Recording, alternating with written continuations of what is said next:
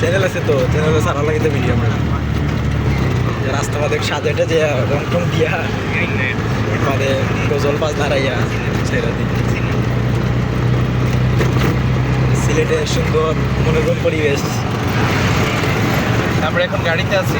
বুঝলো তারা মাত্র আমার যে লোক আছে না তারা মাইত্যা ঢুকে একটা আছে আমার চ্যানেল 10টা চ্যানেল আছে তারা কাজ করে।